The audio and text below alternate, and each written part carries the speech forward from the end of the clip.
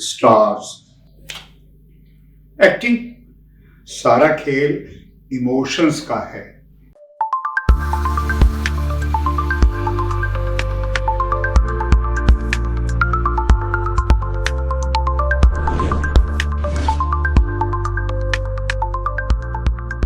खेल और आप हैं खिलाड़ी, प्लेयर्स।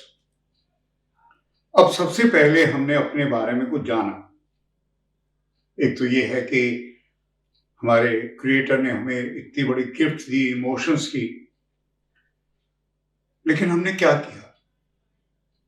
हमने राग द्वेष पैदा किए, बर्फ की परतें जमा दी। तो सबसे पहले हमने सीखा हाउ टू क्रिएट और रिक्रिएट अवर क्रिएटेड एक्सपीरियंसेस। आपको लग रहा होगा ये जार्गन है, रिक्रिएट योर क्रिएटेड एक्सपीरियंसेस। मतलब सिंपल सा है कि बर्फ की परतें हटा दी, यानी उन इमोशंस को सेंसिटाइज कर दिया एक बार फिर हमने क्या किया?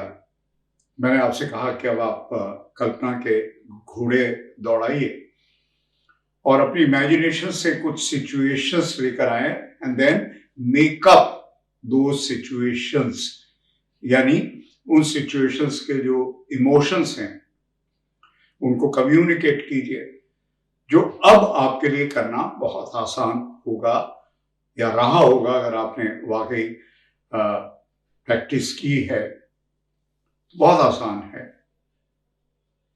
तो उसके बाद जो मुद्दे की बात यह है कि ठीक है, आपने अलग अलग अलग इमोशंस को बहुत स्पॉन्टेनियसली, एफर्टलेसली कम्युनिकेट किया, एक्सप्रेस किया, पर कैमरे के सामने तो आप अपनी इमेजिनेशन से सिचुएशंस नहीं लाएंगे। वहां तो एक राइटर एक नहीं चार होते हैं।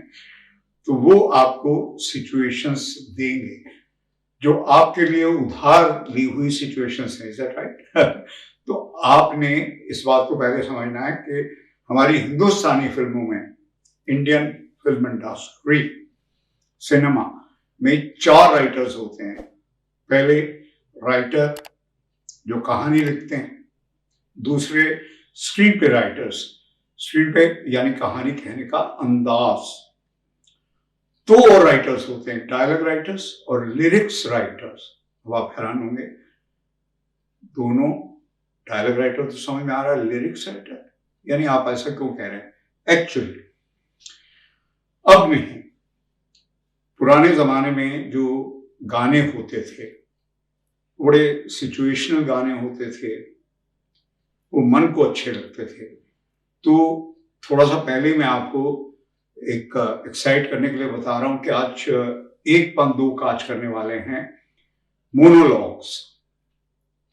एक्चुअली आप प्रैक्टिस करने वाले हैं और अक्सर आपके जहन में आता है कि मैं नए नए मोनोलॉग्स कहां से लेकर आऊं, है ना? तो मैं आपको एक बहुत मजेदार तरीका बताता हूं जो मेरा यूरेका यूरेका आर्किमिडीज की तरह, अलबत्ता मतलब मैं बिना कपड़ों के नहीं भागा था टब से, पर वो आ गई। तो पहले आप इस बात को समझ लो कि डायलॉग राइटर मतलब एक सीन के जो भी डिमांड होती है उसके हिसाब से डायलॉग राइटर डायलॉग लिखते हैं। लेकिन हमारे यहाँ क्या होता था कि एक और तरह के राइटर्स, लिरिक्स राइटर्स या गीतकार या जो भी नज़में, गजलें जो भी लिखना होता था, तो उनको वो सिचुएशन दी जाती थी। बेसिकली सीन ही होता था, उनसे कहते थे भाई इस पर आप एक लिरिक से गाना लिख दीजिए, एक सॉन्ग, अगर आप याद करें। इसीलिए हमारे पास हर रंग की, हर रस की, हर मूड की लाखों लाखों कविताएं हैं, गाने हैं, और वो सीन ही होते थे जिन्हें बाद में म्यूजिकली ट्रीट किया जाता था। तो अब आप एक काम करेंगे, बहुत बढ़िया, कि आप पुराने जमाने के गानों के कोई भी जो अच्छे गाने आपको लगते हैं, जो आपके मन को अच्छे लगते हैं, आपके आप तो जो गाने आते हैं आपके गाने, वो तो तन को अच्छे लगते हैं। मैं उन गानों की बात कर रहा हूँ, और उनको वापस आप मोनोलॉग में बदल दीजिए, क्योंकि जो लिरिक्स राइटर हैं वो क्या करते हैं, they break the idiom, they fool around, और बेसिकली वो आप यही समझ लो, डायलॉग कह लो या मोनोलॉग, तो आप वापस उन्हें आप मोनोलॉग या डायलॉग बना दीजिए, और उनको फिर आप एक्सप्रेस कीजिए, कम्युनिकेट कीजिए उनके जो इमोशंस हैं। एक बात याद रखिए, वर्ड्स आर जस्ट 7%, और बेसिक सारी बात जो जहां से मैंने शुरू की थी, खेल है इमोशंस का। ये शब्द जो होते हैं, ये उन इमोशंस के शब्द होते हैं।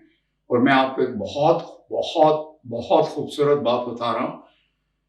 आपने क्या करना है एज एन एक्टर, आपने फ्लो स्टेट में जाना है, उन इमोशंस को एक्सप्रेस करना है, बस शब्द ऊपर तैरते रहने चाहिए, दैट्स इट।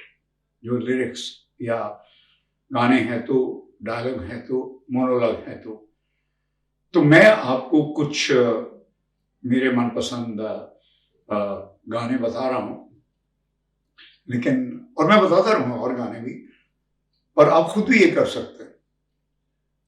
और सब आज अवेलेबल है, आप यूट्यूब में जाइए, है ना, बहुत सारे चैनल्स हैं, और म्यूजिक चैनल्स तो कितने हैं, राइट। तो आप उनमें से आपको लाखों मोनोलॉग्स मिल जाएंगे। ये है ना कमाल की बात। तो मैं आपको कुछ बताना चाहूंगा, मेरे जो फेवरेट हैं, जैसे वो सुबह कभी तो आएगी,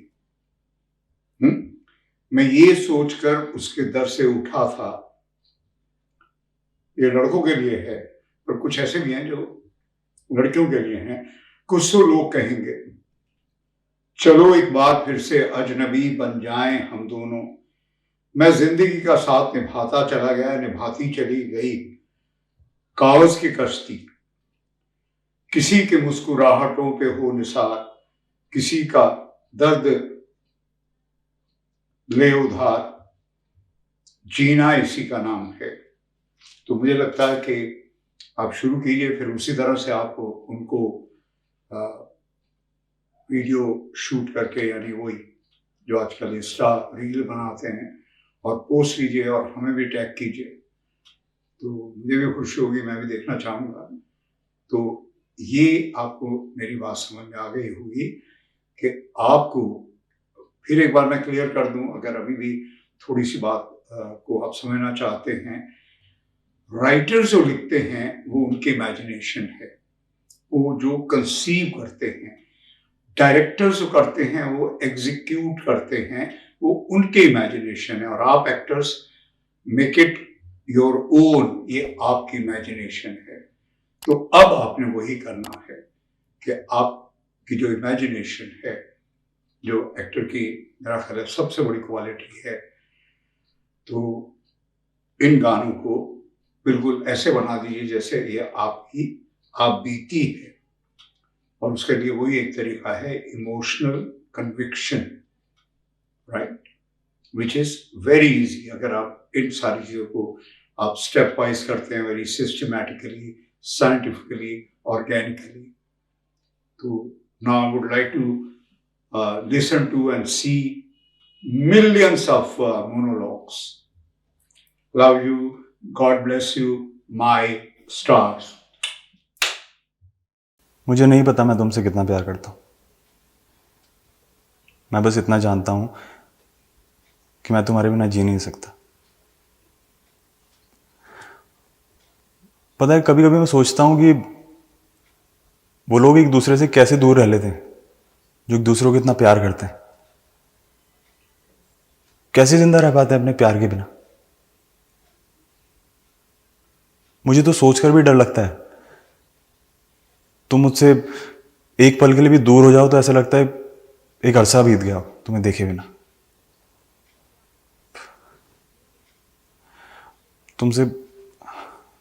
तुम बुरा मत मानना, एक बात बोलनी थी कि जब तुम किसी और के साथ होती हो, तुम्हें कोई और देखता है तो मुझे थोड़ी सी जलन होती है।